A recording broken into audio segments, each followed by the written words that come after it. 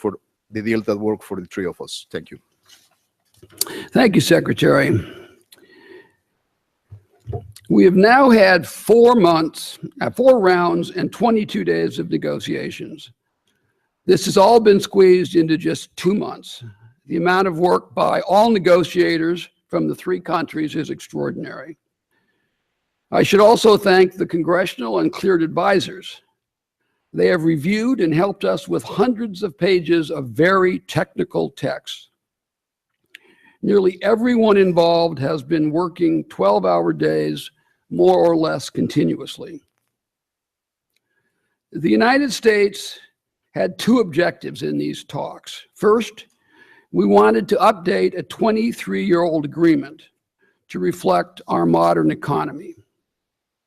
Obvious areas of modernization included intellectual property, digital trade, anti-corruption, technical standards, financial services, and others.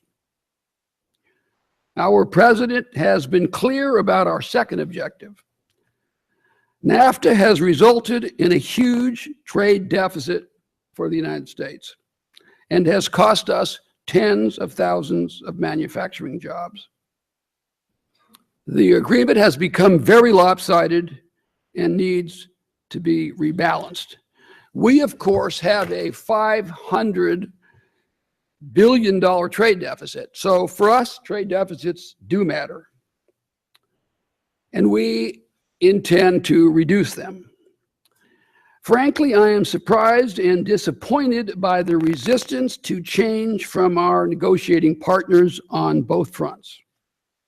We have made some headway on the first objective, but even here, we have sometimes seen a refusal to accept what is clearly the best text available, in spite of the countries having agreed to it in the past. In certain cases, partners who agreed to TPP have actually rejected its text here. I would have thought by now we could have cleared chapters dealing with digital trade, telecommunication, anti-corruption, and several of the sectoral annexes, for example. As difficult as this has been, we have seen no indication that our partners are willing to make any changes that will result in a rebalancing and a reduction in these huge trade deficits. Now, I understand that after many years of one-sided benefits, their companies have become reliant on special preferences and not just comparative advantage. Countries are reluctant to give up unfair advantage. But the president has been clear that if we are going to have an agreement going forward, it must be fair to American workers and businesses that employ our people at home. Continuing to design a national manufacturing policy that is largely dependent on exports to the United States without balance cannot long continue. It is important also to remember that to some extent, NAFTA is an investment agreement, and it is unreasonable to expect that the United States will continue to encourage and guarantee U.S. companies to invest in Mexico and Canada, primarily for export to the United States. All parties must understand this and be reasonable if there is any chance for these negotiations to be successful.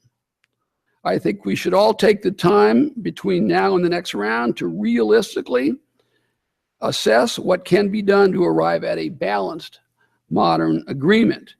And I am hopeful that if we do that, we'll have a successful conclusion to this project in due course. I'd like to again thank both of my colleagues for your hard work, and I guess probably even more thank their colleagues who have done the lion's share of the work over the last week. And I look forward to seeing you all again in Mexico City. Thank you very much.